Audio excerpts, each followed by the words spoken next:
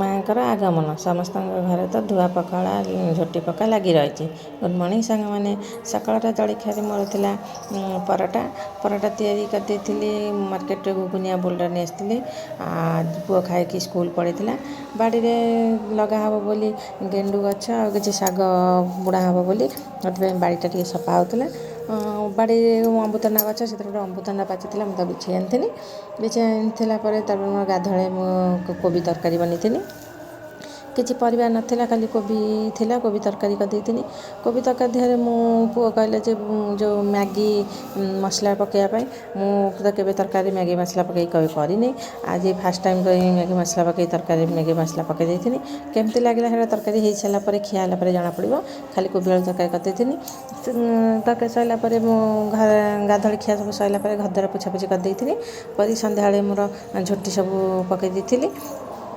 ମାଆଙ୍କ ପାଇଁ ଫୁଲ ଆସିଥିଲା, ଗେଣ୍ଡୁ ଫୁଲ, ରଜନୀଗନ୍ଧା, ପଦ୍ମ ଫୁଲ ଆଉ ମାଆଙ୍କର ସୋରିଷ ଫୁଲ, ଏସବୁ ତାଙ୍କର ପ୍ରିୟ। ତାକୁ ସବୁ ମୁଁ କାକରେ ରଖିଦେଇଥିଲି।